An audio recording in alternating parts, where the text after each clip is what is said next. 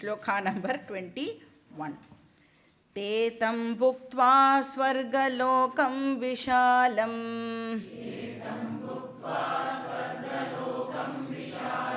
क्षीणे पुण्ये मर्त्यलोकं विशन्ति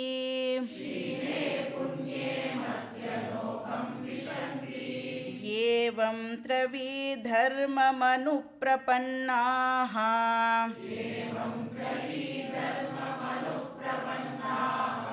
गतागतं कामकामा लभन्ते.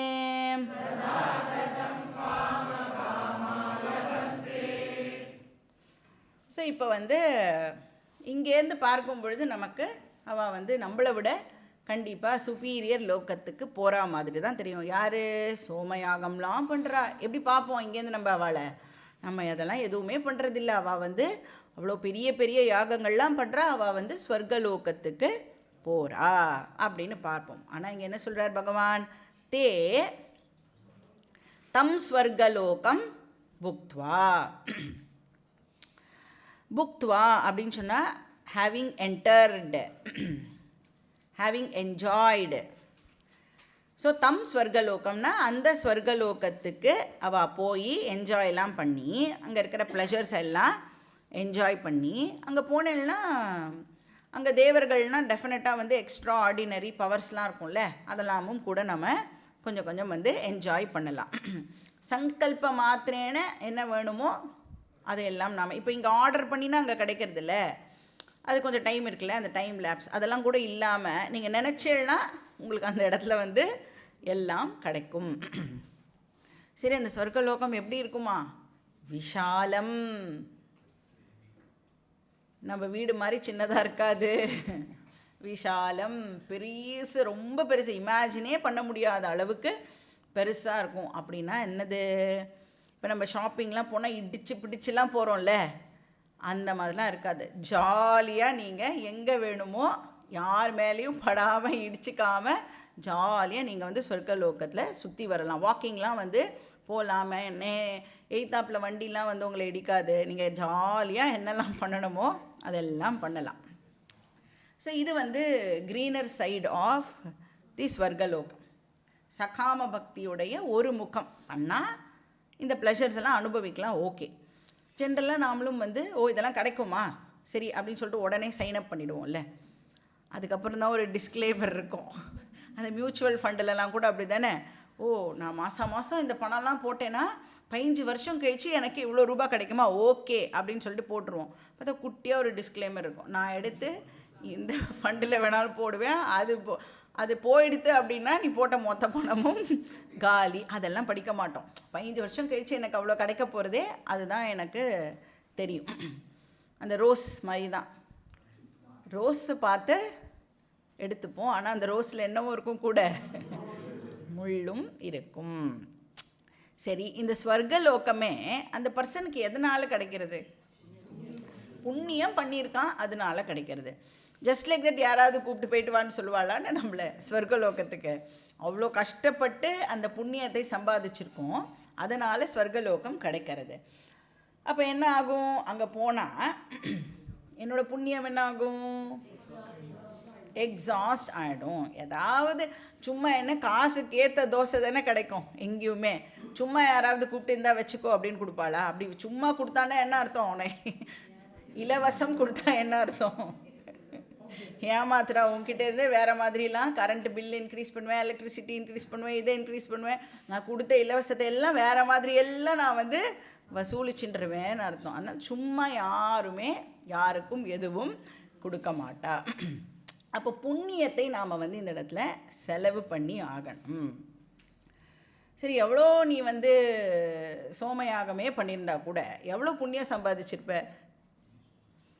ஃபைனைட் இல்லையா? அந்த பிராரப்தம் இருக்குல்ல. நம்ம ஸ்வர்கலோகத்துக்கு போனாலும் அதுவும் ஒரு பிராரப்தத்தினால தானே ஸ்வர்கலோகத்துக்கு போகிறோம்.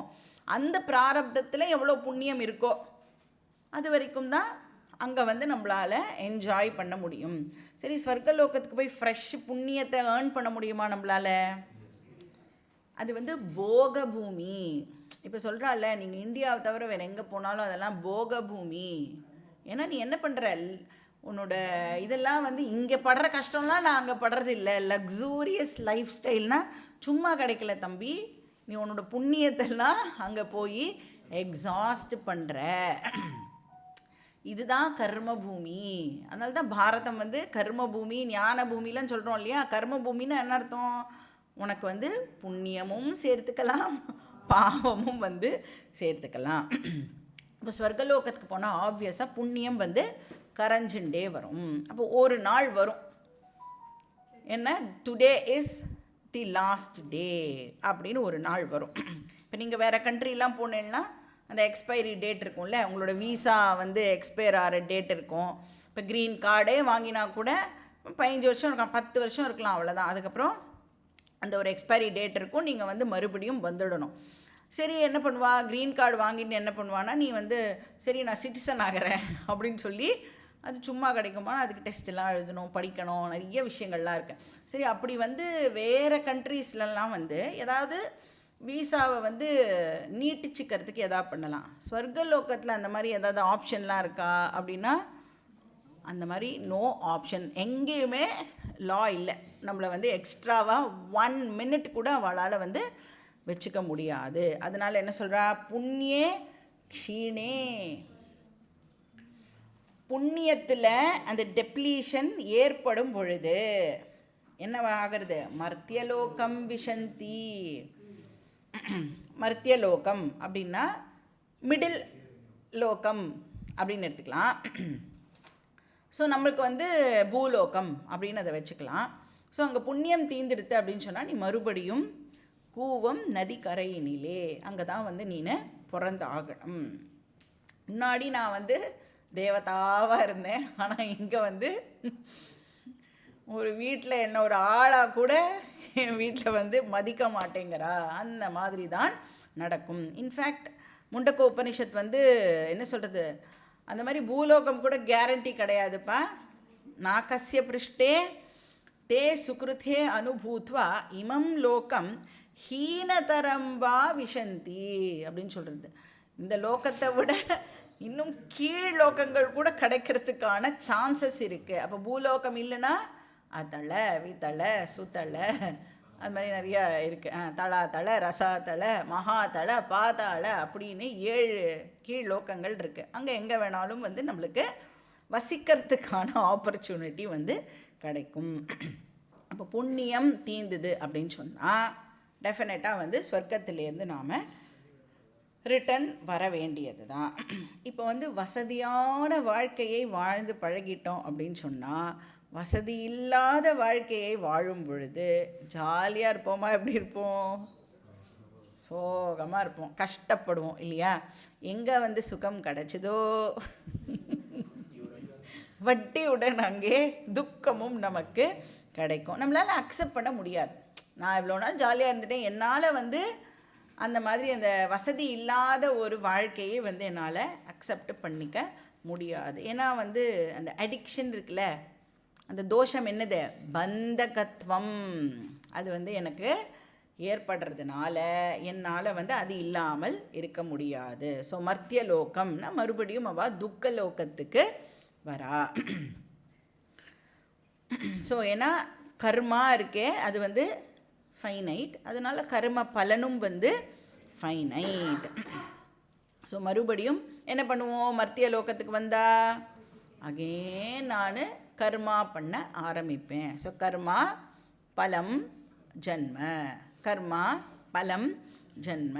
ஸோ கதாகதம் காம காமா லபந்தே, மறுபடியும் மறுபடியும் பிறக்கிறார்கள். Arrival and departure. ஏவம் இந்த மாதிரி த்ரையீ தர்மம் அனுப்பிரபன்னாக, யாரெல்லாம் த்ரையீ தர்மம்னா தர்மம்னா கர்மகாண்டம் ஆஃப் வேதம்னு அர்த்தம். ஸோ 3 வேதத்துடைய கர்மகாண்ட போர்ஷனை யாரெல்லாம் ஃபாலோ பண்ணுறாளோ, ஸோ கர்மகாண்டீஸ்ன்னு எடுத்துக்கலாம். அதுவும் எந்த ஆட்டிடியூடோடு அவள் வந்து பகவானை வர்ஷிப் பண்ணுறா, காமகாமி, என்ஜாய் பண்ணணும், வேர்ல்டுலி ப்ளஷர்ஸ் எல்லாம் வேணும் அப்படிங்கிற ஆட்டிடியூடோட பகவானை வந்து அவள் வர்ஷிப் பண்ணுறா. ஸோ பகவானை பூஜை பண்ணுறது மூலமாக கண்டிப்பாக நமக்கு புண்ணியம் கிடைக்கும். ஆனால் அந்த புண்ணியத்தை இவன் என்ன பண்ணிடுறா அப்படின்னா, நிஷ்காமம் தான் அது டிஃபால்ட்டு. பார்த்துருக்கோம்ல, நீங்கள் என்ன ஒரு நல்ல விஷயம் பண்ணாலும் அது வந்து பை டிஃபால்ட் நம்மளுக்கு நிஷ்காம பலன் தான் கொடுக்கும். ஆனால் அதுக்கு முன்னாடி என்ன பண்ணிடுறோம் அப்படின்னா, நான் போய் ஒரு சங்கல்பத்தை அங்கே போட்டுடுறேன். அதனால வேறு வழி இல்லாமல் அது சகாம பலனை நமக்கு கொடுக்கறது. ஸோ கதாகதம் லபந்தேன கதம் ஆகதம். இப்போ ஸ்வர்க கமனம் பூலோக ஆகமனம். ஸோ ஸ்வர்க்கத்துக்கு போவோம், பூலோகத்துக்கு மறுபடியும் வருவோம். ஸோ 13 லோகத்தையும் நம்ம வந்து சுற்றி 14 லோகத்தையும் நம்ம சுற்றி வந்துட்டுருப்போம். ஸோ பாப்பத்தை எக்ஸாஸ்ட் பண்ணுவோம், புண்ணியத்தை எக்ஸாஸ்ட் பண்ணுவோம். 13 லோகத்தில் பாப்பம் அண்ட் புண்ணியம் எக்ஸாஸ்ட் ஆகும். ஒரே ஒரு லோகத்தில் பாப்பம் அண்ட் புண்ணியம் ஆடும் ஆகும். ஸோ இதுதான் ஒரு மனுஷனுடைய ஆட்டோபயோகிராஃபி அப்படின்னு இங்கே கிருஷ்ணர் சொல்கிறார். ஆட்டோவோட பயோகிராஃபி தான் இது. ஆட்டோ என்ன பண்ணும், ஸ்டாண்டில் நிற்கும், அப்புறம் என்ன பண்ணும், எங்கேயாவது சவாரி போகும், அப்புறம் என்ன பண்ணும், மறுபடியும் ஸ்டாண்டுக்கு வரும். அதே மாதிரி தான் நாமளும் லோக்கா டு லோக்கா ட்ராவல் பண்ணிட்டு இருக்கோம்.